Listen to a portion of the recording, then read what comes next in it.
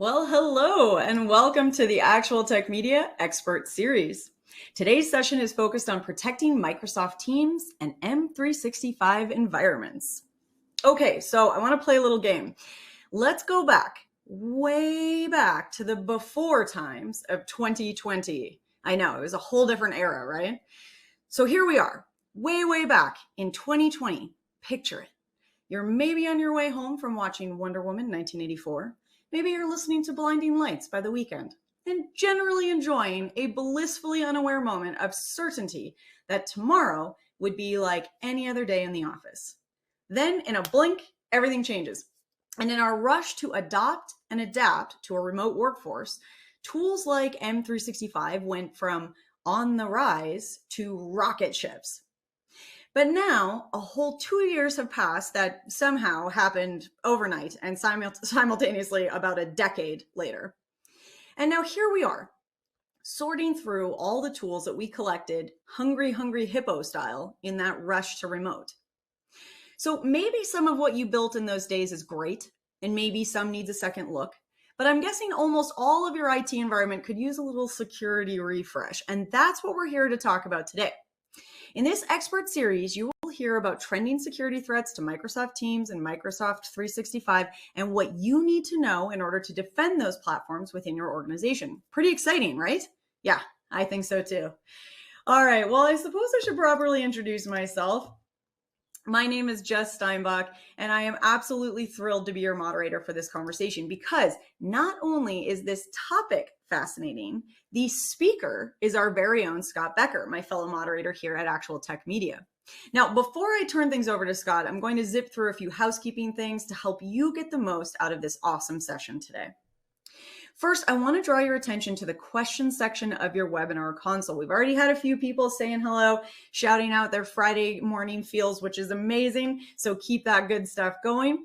But also keep in mind that this is a great opportunity to ask questions directly of an expert. So make sure to get those technical questions in, philosophical, ideological questions, whatever's tickling your fancy today. We want to hear that. Now, if we don't get to your question in the live session, don't worry. We will follow up with you after the fact. So keep those questions coming in. If any technical issues come up today, knock on wood, maybe a slide doesn't advance, you have any audio or video things, first try a very quick browser refresh. That usually does the trick. But if not, shoot our team a message in the questions console and we'll be there to help you out. And not only do we have some fascinating content ahead of us, we also have an exciting prize giveaway. At the end of our webinar today, we will be giving away a $300 Amazon gift card to one lucky person in the audience. Of course, you must be in attendance during the live webinar to qualify, and all winners must meet the ActualTech Media prize terms and conditions. Now, if you are saying to yourself right now, I don't know what those are, don't worry about it. You can find the full T's and C's in the Handouts tab. Just click on the Handouts section of your audience console right there next to the questions tab we were talking about earlier. Scroll down to the bottom and you'll find the full T's and C's there. And hey, while you're in that Handouts tab, because I know you're all coming along on this guided tour with me, click around and explore some of the exciting resources linked there. You can read more about our sponsors for today's session. You can also check out the Gorilla Guide Book Club, register for some future ActualTech Media webinars, just lots of good stuff in that tab. So go over and start exploring. Now, before we jump into our first session, I want to take a moment to thank our sponsors because they brought us together today. And well, they're just pretty darn cool. So let's get to know our sponsors. First up, a big thank you to Rubrik.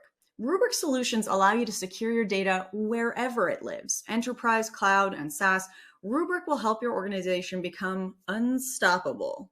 And speaking of unstoppable, when it comes to safeguarding your M365 data, Rubrik and Microsoft are a powerhouse team.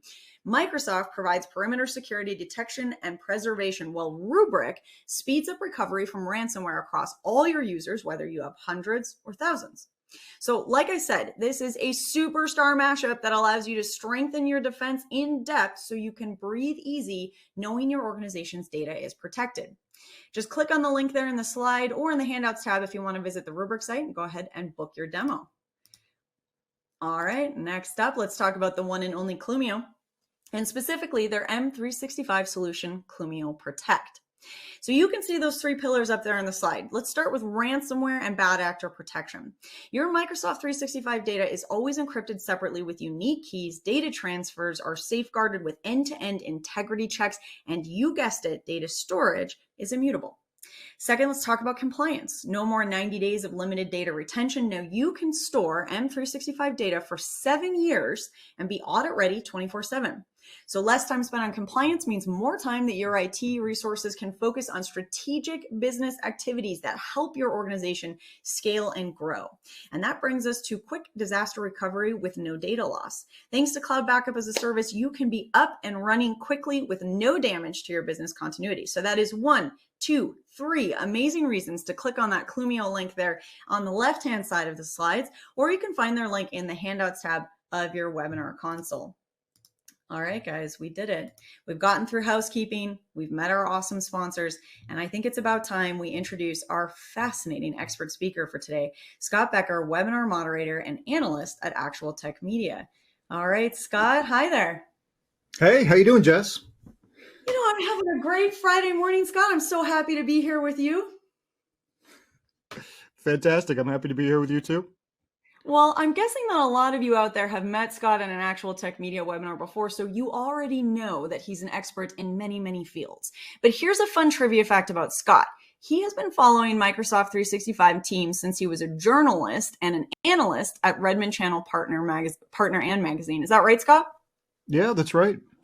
Yeah, in fact, it was like back in, I think, 2008 when Microsoft launched and I've got to think of the name here, it was BPOS. It was like Business Productivity Online Suite, and it was an earthquake in the industry, but eventually that became Office 365 and then Microsoft 365. But, I've been tracking it, especially from the partner side, but, also on the technology side it seems like forever now. well, I'm kind of glad they changed the name. I have to say it's a little catchier now. Definitely. Well, Scott, I'm pretty excited to learn from you today, so I'm going to hand the mic on over to you. All right, super.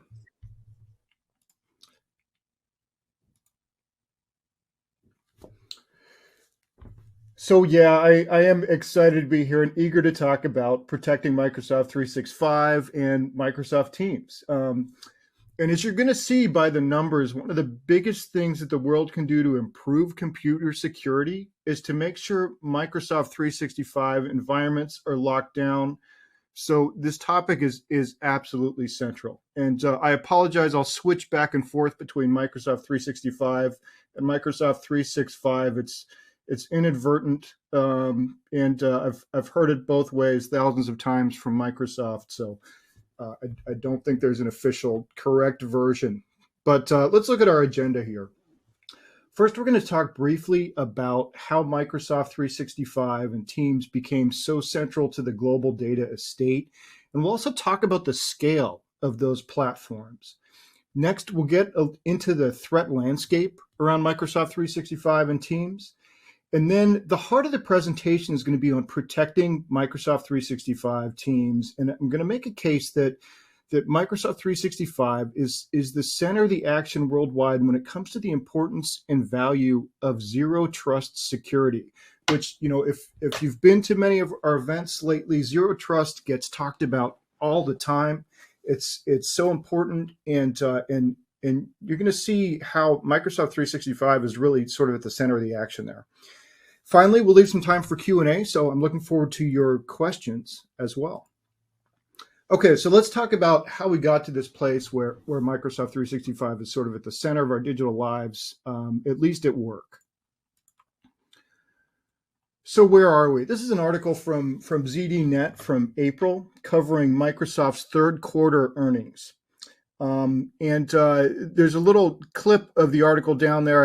I kind of screen grabbed it oddly, but that second sentence there, the full sentence is the important one.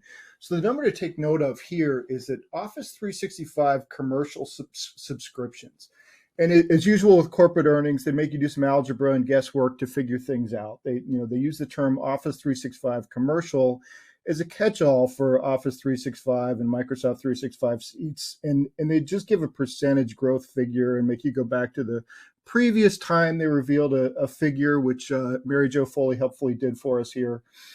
I don't know if it's a make work project for Wall Street analysts or a plausible deniability thing for the companies, but in any event, we'll do the math here. And as of the end of March of this year, Office 365 had 350 million paid subscribers. So that's a lot of seats. And you consider this too.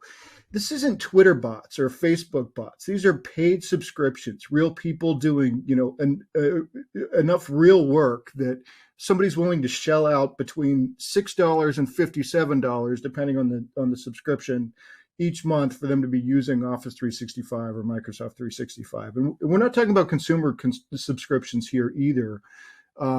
That's another 58.4 million people. So more than 400 million individuals are on this platform. So part of the title of this presentation is Protecting Teams. So let's look at Teams as well. As of January, Microsoft was claiming more than 270 million monthly active users of Microsoft Teams. So how did we get here? And this reminds me of that Ernest Hemingway quote about going bankrupt, which is that, how did you go bankrupt? Two ways: gradually, then suddenly. So Microsoft has been pushing gradually on this flywheel of moving all of their Exchange users to the online subscription services and slowly building, other pieces around that core since about 2008. But they're getting pretty close. And, progress was gradual for more than 20 years. Then, of course, we had the pandemic, as Jess mentioned in the intro there, and that shows sort of the sudden side. So let's use some Teams figures to illustrate it.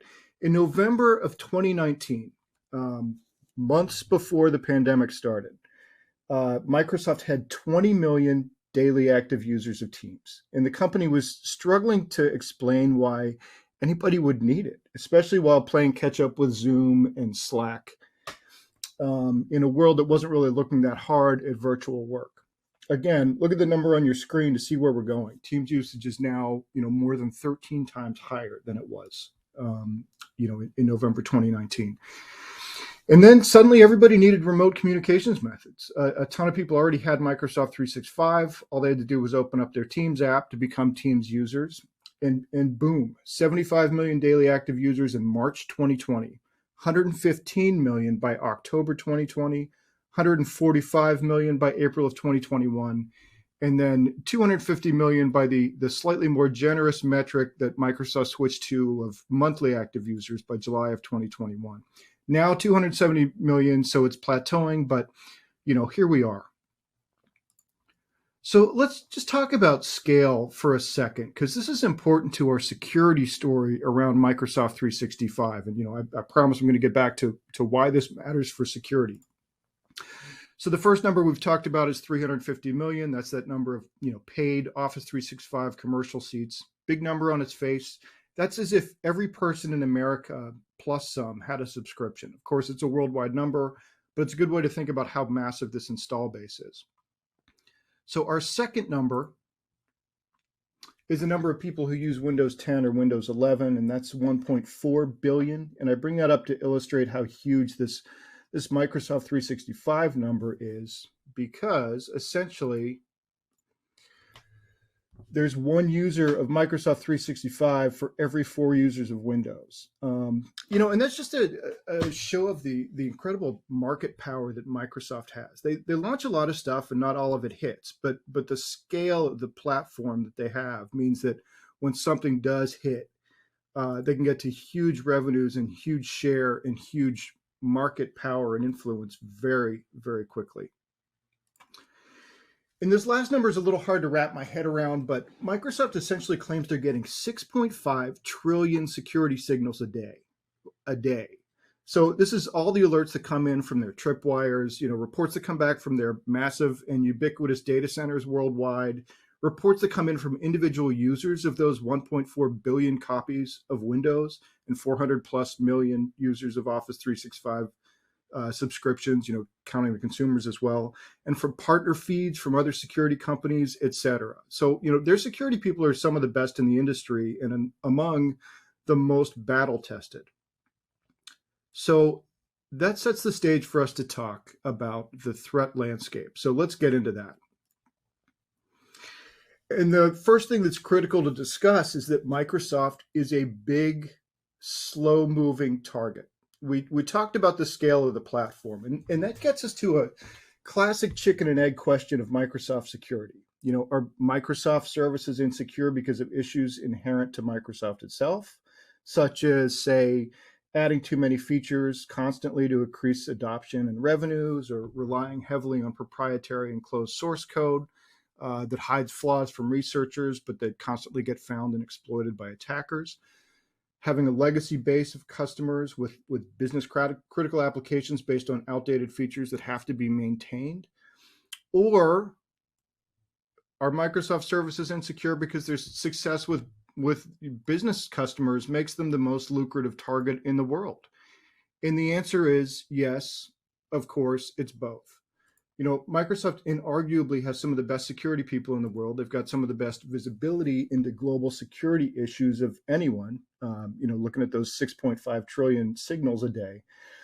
And they're seriously committed to open source now. They've taken security extremely seriously, since the famous Bill Gates trustworthy computing memo of 20 years ago.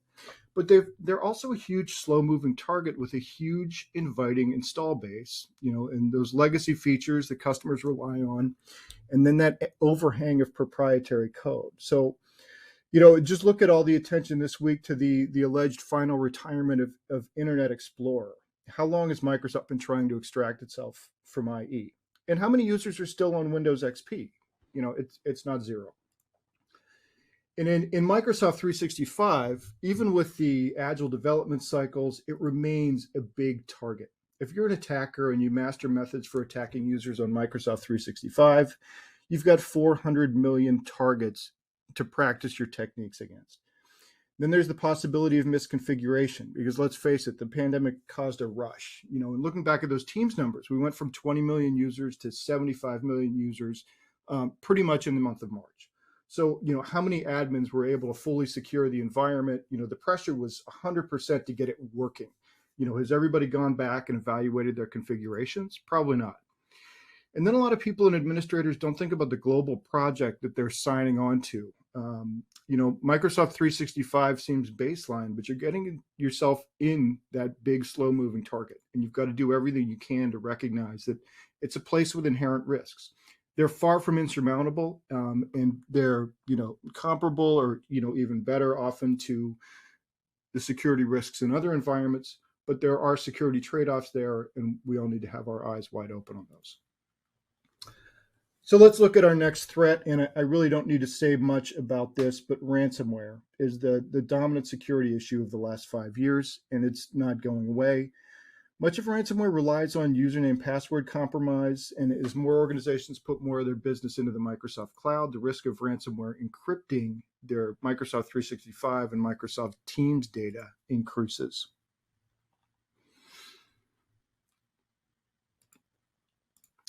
Another red slide for another big problem, and that's data breaches. So about a year ago, Egress conducted a study with Arlington Research where they interviewed 500 IT leaders and 3,000 remote working employees in the US and in the UK.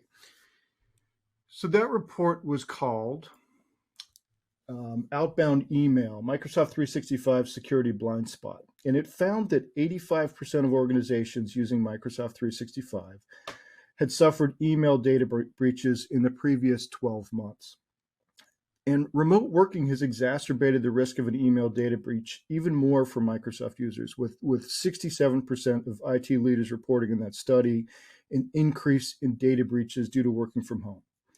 And as they look to the future from their vantage point then, 76% of those IT leaders reported that remote and hybrid working were going to make it harder to prevent email data loss from Microsoft 365.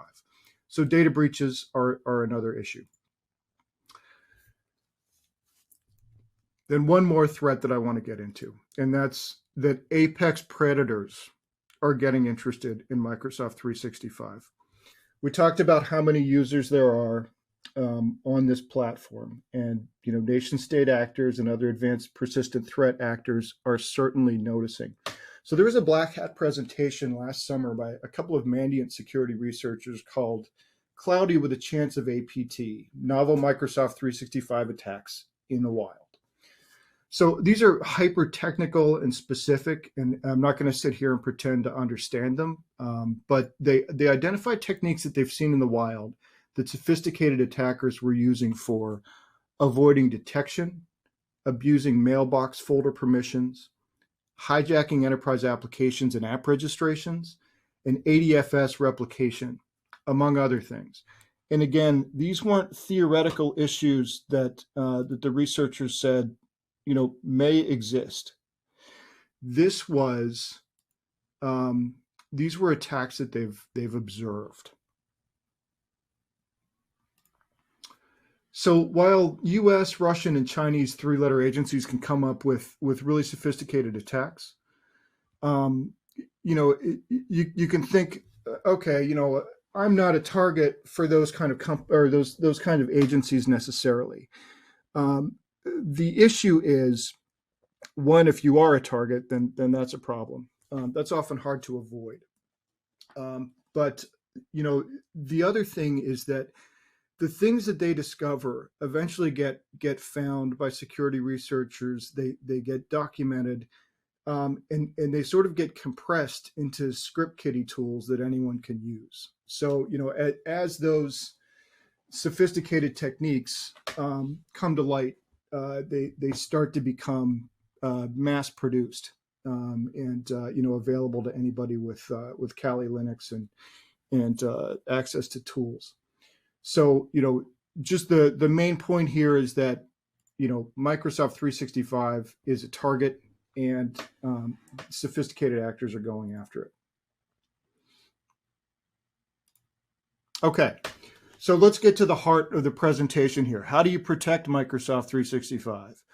And let's go through a few basic things. This is the shared responsibility model. I'm sure you've all seen this. We kind of can't see it enough. This is the one that explains, from Microsoft's perspective, and almost every cloud provider has a document like this. But because Microsoft has, basically offers the entire gamut of solutions, from on-prem to SaaS, with PaaS and IaaS in between, there's a slightly more comprehensive. But if you look over here, the blue is what you're responsible for as a customer. The gray is what Microsoft handles as the platform provider. And, when you're doing on-prem, obviously you have the entire stack. Everything is your responsibility, from the physical servers to the physical network, the operating system, making sure it's patched, all of that stuff, all the way on up to the top. IaaS, of course, is virtual machines in the cloud, pretty much. And, in that case, if your vendor is Microsoft on the Azure platform, they're handling the physical host, the physical networks, the physical data center. So, your responsibility comes in at the operating system and above. Platform as a service, it's more of a mixed bag further up the stack, as you can see by those those half those triangles. And then when you get to SaaS, which is where Microsoft 365 primarily lives, you can see that Microsoft is handling most of the security and protection for the stack. Everything up there. So it's like operating system patches are not a concern. Your responsibility becomes pretty compressed. It's, from the identity and directory infrastructure up. But what this means is the attackers are also focusing their efforts on these top areas. Because, for one thing, they know that, they have fairly sophisticated adversaries themselves, in Microsoft, protecting those data centers and those resources. In sort of their best bet, the lowest hanging fruit is to really attack, especially accounts and identities, but, also the devices, and to get into the information and data.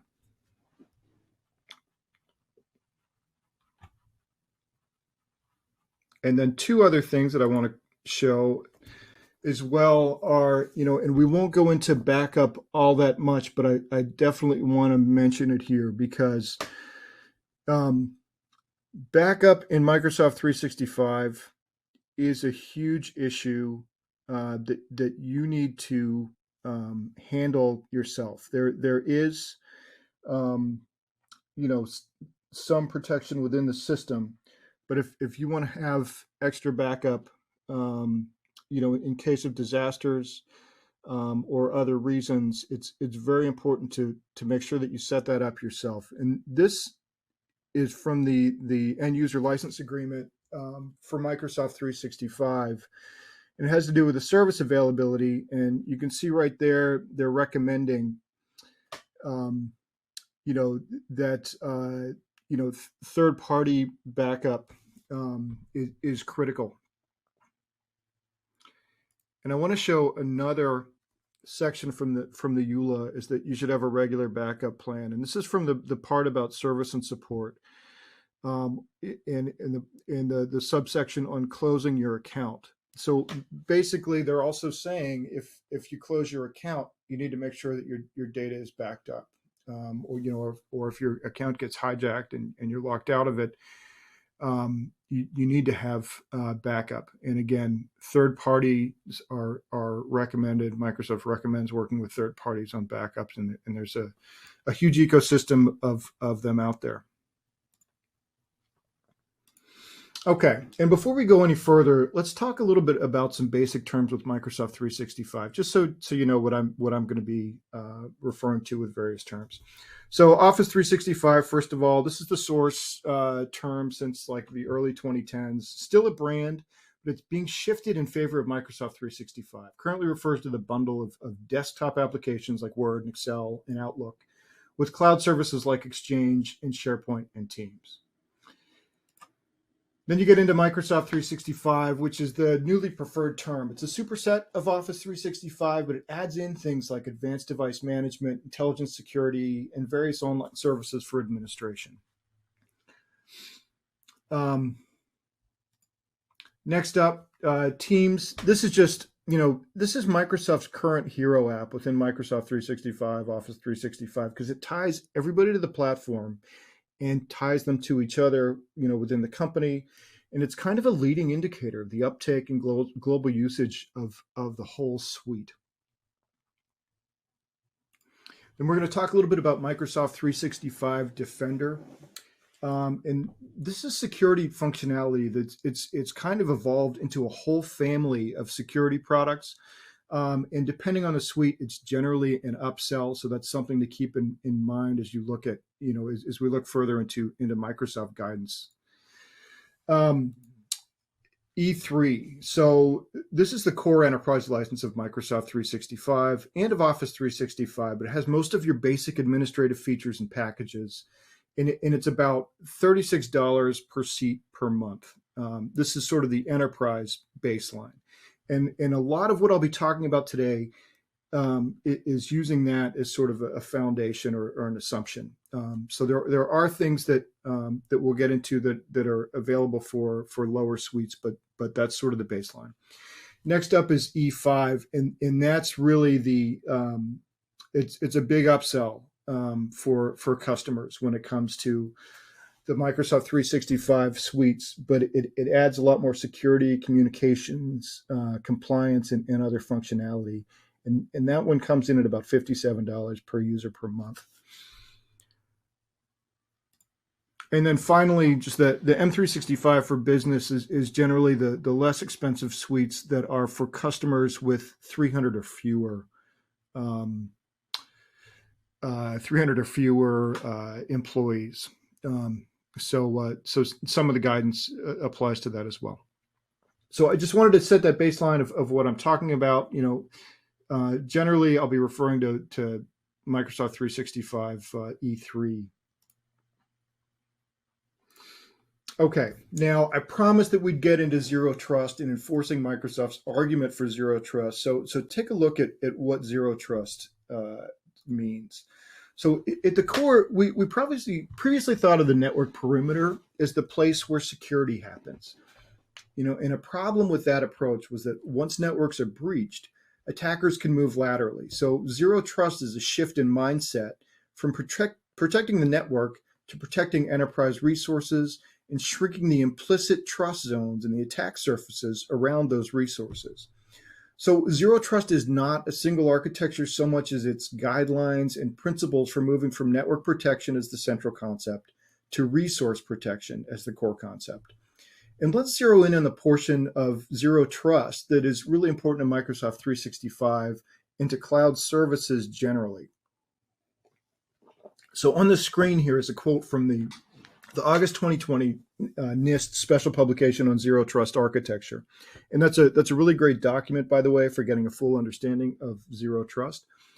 But NIST said zero trust is a response to enterprise network trends that include remote users, bring your own device, and cloud-based assets that are not located within an enterprise-owned network boundary. So, I wonder if any of these three drivers sound familiar for a Microsoft 365 or Teams environment. Remote users, check. Maybe not so much pre-pandemic, but remote users were the key driver of Teams adoption, as we saw earlier. And so that's become a core element of Microsoft 365 adoption. Bring your own device, check, same. Many users are connected to Microsoft 365 from home offices, using their own computers, certainly their own smartphones, etc. And then, of course, cloud-based assets that aren't located within an enterprise-owned network boundary. And that pretty much perfectly describes all the data in your Microsoft 365 email, SharePoint files, Teams channels, and OneDrive folders. In fact, I would argue there's no bigger zero trust environment than Microsoft 365. It's become the test case, the poster child, and an inspiration in a lot of senses for zero trust. And for many organizations that are born in the cloud, Microsoft 365 can be the whole ballgame when it comes to zero trust. And Microsoft recognizes it. They recognized how important zero trust is for Microsoft 365, and they recognized how critical it is for their users to adopt a zero trust security mindset when securing their environments. This is a poster that Microsoft provides for deploying Microsoft 365 Zero Trust. And this was posted in March, so this is a pretty current effort on Microsoft's part. And I've really got it here to show it to you and to demonstrate how much emphasis Microsoft is placing on Zero Trust for Microsoft 365. We'll go through the steps on another slide that's easier to read and frankly, easier to follow. And I'll have a link later on to the knowledge base article where this poster lives, so you'll be able to access it later if you'd like. So Microsoft has its own definition of zero trust, and it's pretty good. So I'll just go ahead and read that out. So it's that zero trust is a new security model that assumes breach and verifies each request as though it originated from an uncontrolled network. Regardless of where request originates or what resources it accesses, the zero trust model teaches us to never trust and always verify. So again, not a bad definition and not inconsistent with others such as that NIST definition. But Microsoft's framework puts security policy enforcement at the center of a zero trust architecture. So the core of that policy enforcement is multi-factor authentication, with conditional access that takes into account user account risk, device status, and other policies that you set. And we talked about zero trust protecting resources rather than networks. So Microsoft has a policy coordination for configuring appropriate security for identities, devices, data, apps, and other infrastructure components. So for example, device policies determine the criteria for healthy devices, and then conditional access policies require healthy devices for access to those specific apps and data. Additionally, Microsoft recommends threat protection and intelligence monitoring to find risks and remediate attacks. So let's go through some of the steps. There are basically 5 steps here that Microsoft is recommending. Basically, on that poster, it all sort of maps to these 5 steps with a lot of prescriptive guidance and solutions. But step 1 is configuring zero trust identity and device access protection. So, Microsoft's first recommended step is to build your zero trust foundation by configuring identity and device access protection. And this includes things like requiring MFA at different risk levels, requiring approved apps, blocking clients that don't support modern authentication, forcing password changes for high-risk users, and some other related things. And their document lays out 3 tiers of protection. There's a starting point that's a step 1 in their guidance here. Then there's an enterprise level, which they recommend for zero trust, and we'll get to that. And finally, a specialized level, which has more to do with high compliance environment kind of data sets and other things that require extra data protection. So their step 2 involves managing endpoints with Intune. And Intune is one of those features that comes along with certain elements of the Microsoft 365 stack, such as, I believe, E3. But in some baselines, it's an add-on. But the recommendation here is to enroll your devices into management, which is into Intune in this case, and begin protecting those devices with more sophisticated controls. So this step involves configuring policies for app protection, compliance, and device profiles. And step 3 was adding zero trust identity and device access protection. Because the devices are enrolled into management with step 2, you can then implement the full set of recommended zero trust identity and device access policies, the ones that require compliant devices. So in step 1, when we talked about the 3 tiers, step 1 was getting us to that starting point. Now we can move up a tier to the enterprise tier, which Microsoft recommends for zero trust. So in many ways, step 3 here represents sort of a legitimate zero trust architecture, sort of a somewhat mature one. Step 4 is evaluate, pilot, and deploy Microsoft 365 Defender. And this next one involves an upsell for a lot of customers. Microsoft 365 Defender is an extended detection and response solution, also known as XDR. So it automatically collects, correlates, and analyzes signal, threat, and alert data from across the Microsoft 365 environment. And that includes your endpoints, email, applications, identities.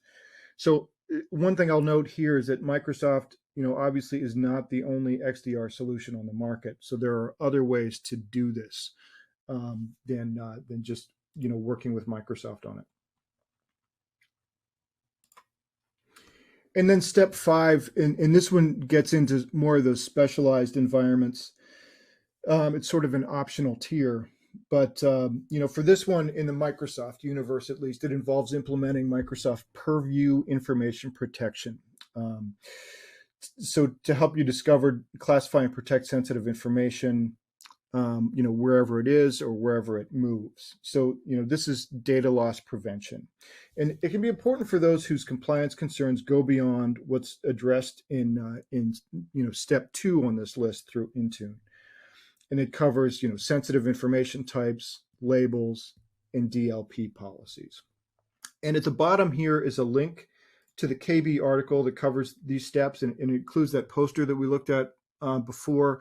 I apologize, this link is not live, but we will get to a slide in a few minutes that has the live link on it. So that last bit was pretty conceptual and strategic, maybe philosophical. This slide here is another Microsoft resource that I'd like to call your attention to for some practical value. And a lot of this overlaps with zero trust security. It goes through 12 specific tasks for security teams to support working from home. The last update I saw on this document was May. I think it's been around longer. I think it was, part of a resource that was developed to help people move online in 2020. but obviously that those requirements have changed slightly. The guidance has gotten more sophisticated. People's needs have gotten more sophisticated. So this document is being updated pretty regularly, but it goes through these 12 specific tasks for security teams to support working from home. And a lot of you probably did most of this in setting up your teams, a couple of years ago. But it's sort of a valuable checklist to go back through and make sure nothing's missed and nothing's misconfigured. So, the top one there, number one is, the same as, what we discussed, before, in the 5 steps where MFA is really at the center of zero trust and, supporting teams working from home. So enabling Azure multi-factor authentication.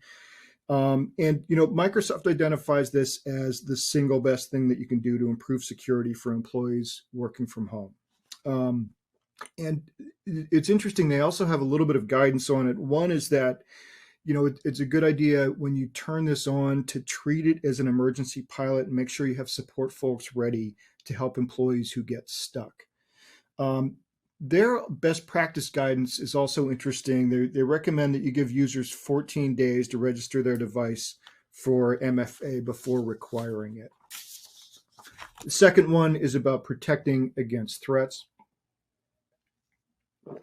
And that's sort of the usual laundry list of things that you typically turn on in almost every version of Microsoft 365 or the related products. So anti-malware protection, protection from malicious URLs and files, anti-phishing protection, anti-spam protection, things like that. Number 3, configure Microsoft Defender for Office 365. Okay, so this is one where they're it's an upsell for a lot of customers. So, just something to look at. Number 4, configuring Microsoft Defender for Identity. You probably remember I talked about how Defender has become a whole suite of products, some of them related, some of them interconnected. This one is a cloud-based security solution that leverages your on-premises Active Directory signals to identify, detect, and investigate advanced threats, compromised identities, and malicious insider actors directed at your organization. So it's another one to consider. Step 5 is really turning on Microsoft 365 Defender. So, steps, if you go through steps 3 and 4, if you decide that, Microsoft Defender and its related products are the right ones for your organization as opposed to competitors or things that you can do with things that you already have on hand. Step 5 would be one to do. Step 6, configure and tune mobile app protection for phones and tablets. And this really correlates to what we were talking about earlier, which was, step 2 in that 5-step process. Again, this is more like a practical checklist. Step 7, configure MFA and conditional access for guests, including Intune app protection. Step 8, enrolling PCs into device management, requiring compliant PCs. Pretty self-explanatory, but again, a good step to take. Step 9 is optimizing your network for cloud connectivity, and this is really about network elements like VPN concentrators or central network egress equipment. Maybe your internet bandwidth, backhaul MPLS circuits, NAT capability, all those kinds of things. Just that's a key consideration when you've got employees working from home. Step 10 is about training users on security best practices. There are a lot of vendors who help with this, do a great job. I'll also point out there's a link in the document here about these 12 tasks that has a Harvard Kennedy School cybersecurity campaign handbook, which is about establishing a security culture, a security awareness culture in your organization. Pretty interesting document. Then step 11 is another Defender iteration, I guess I'll say, which is the Microsoft Defender for Cloud Apps. And then step 12 is monitoring for threats and taking action. Microsoft obviously has things that they offer for threat intelligence and threat monitoring. There's a robust third-party security community around that as well. But those were I think it's a nice list of things either to do or to consider or to evaluate, just in terms of practical tips. So it's not zero trust exactly, except Microsoft 365 is zero trust in a lot of ways. So, practical tips for supporting home workers and remote workers, are sort of steps along the journey. And as I promised, I did want to offer some of those resources that I've referred to here. That top one is the Microsoft 365 Zero Trust Deployment Plan. Again, that was the resource from Microsoft that included the poster and then sort of the 5 steps that were more strategic and philosophical. Really valuable document to review, if you're responsible for securing Microsoft 365 and Teams environments. This next link is the top 12 tasks where that graphic came from with the 12 items that Microsoft recommends. Again, really sort of a nice checklist. And then this last one here, I talked about ransomware a bit, but we didn't really get into it in depth. There is a nice resource in, knowledge base article there as well about deploying ransomware protection for Microsoft 365. So I just wanted to include that link also.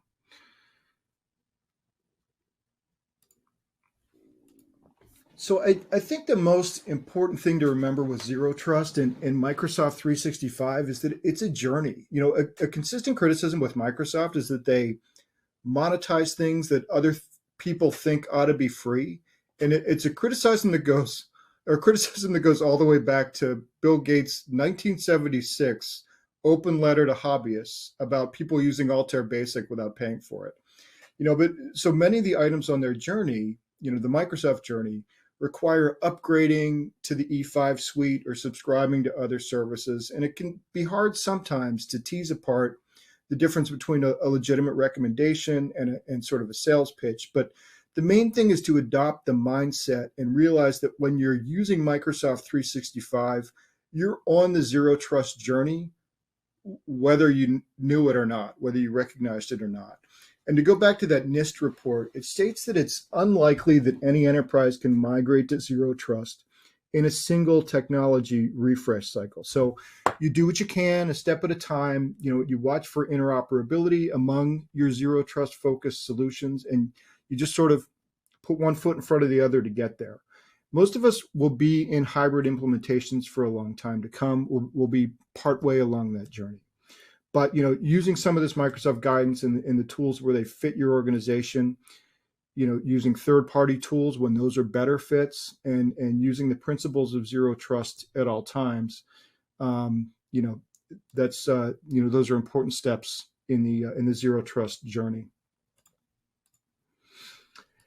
And the one thought that I want to leave you with plays with this image that you may have seen a few years ago when it was news that Microsoft was reversing course and embracing Linux and open source generally. And that's this, whether by inclination or necessity, Microsoft loves Zero Trust, and all their business growth is dependent on cloud revenue growth, and cloud means assets outside your network, and assets outside your network control mean Zero Trust. So Microsoft loves Zero Trust, and if you want your organization's crown jewels to be safe, and you're storing those crown jewels in Microsoft 365, I'd recommend that you learn to love Zero Trust too. So with that, Jess, I'll turn it back to you for any questions that we have. Scott, that was such a great presentation. Absolutely fascinating. Although I have to say, Scott, I'm not sure I appreciate. I literally told you on Wednesday that I have a severe shark phobia, and you immediately put a shark slide in your presentation today. So I feel a little called out, my friend. I completely forgot about your shark phobia, Jess. I apologize. Could you be a It little was not more intentional, I assure you. aware? Thanks, Scott. Well, I have to say, I think one of the things that I love just listening, so often we get really focused on the specifics of a tool or a solution, and it was nice, today to kind of stop and think about the how or the why we're making some of these decisions rather than just focusing on the what. So, thanks for walking us through that, Scott. Oh, thanks. Well, we have some really interesting questions coming in from our audience. You ready to jump into some Q&A? Let's do it. Okay. So we have someone here who sounds like they're considering an E5 subscription, and they're wondering if you think they're worth it. Yeah, so it's a really interesting question, and it's been a great question since the E5s were rolled out, however many years ago that was. But I think I mentioned the price tags earlier it's like I think the E3 is $36, per user per month, and the E5 is 57. So you're looking at a huge jump. There are substantial benefits to it, and I think that the newly remote workers worldwide kind of changed the calculus a little bit. I'm not sure that it's worth it for everybody or for most people. But when you start to look at things like, especially for companies that maybe aren't paying their, have downsized their offices, and aren't paying, a ton of their employees' home office expenses in terms of, electricity and even computer access and all those sorts of things, it starts to become more compelling because you think about shifting some of that spending over to securing the way people are working now, rather than the way they were working before when they were inside your corporate network, and easier to secure based on all the expenses that you were paying in terms of physical offices and firewalls and identification badges and all that sort of infrastructure. So, that doesn't mean that it's the right choice for, all or even most organizations or most segments of their employees, but it has changed the math a bit. I want to preface my next question by I have to say that we're running a bit short on time, and I wish we could keep going with these questions. So I'm going to unfortunately just ask one more question, but then for everyone out there who asked a question that we didn't get to, please know that Scott and our team, we're going to follow up with you, so we'll make sure that you do get some answers. So Scott, we were asked about, if somebody's wondering about the most important thing they should be considering when they're thinking about securing Microsoft 365. And I want to expand on that a little bit. I'm wondering if you can give us, if you were thinking about the one thing that you want everyone in the audience to walk away thinking about today, what is that one thing?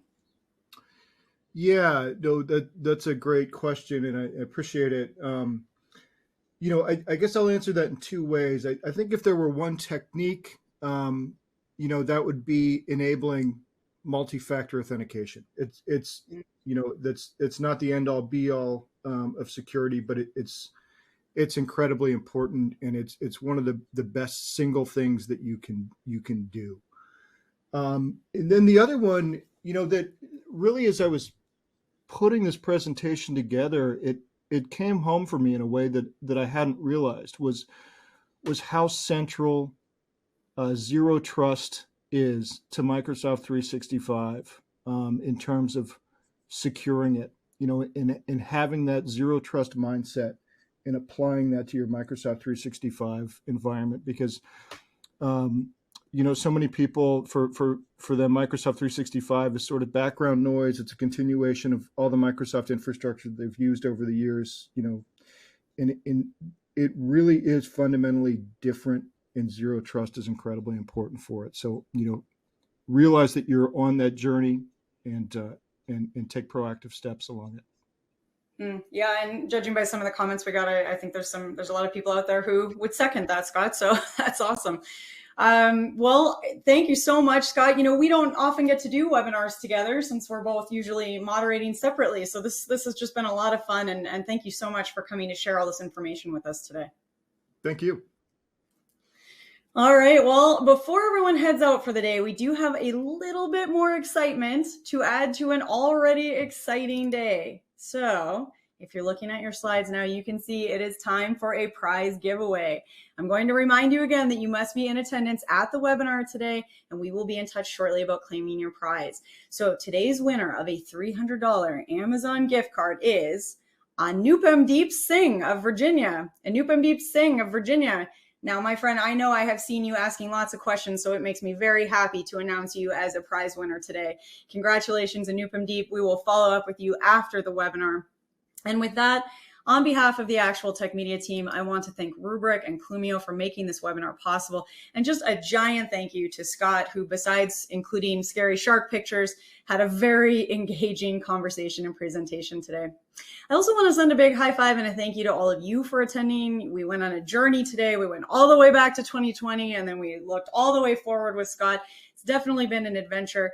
And you know, these expert series sessions are so wonderful to be a part of, not just because of the fun Friday vibes, although that's great too, but because they give us an opportunity to connect and to explore these innovative new ideas together with some solid expert guidance. I know I've learned a ton from this discussion. I hope you all have as well. I cannot wait to see you all at a webinar again soon. And until then, have an absolutely beautiful rest of your day.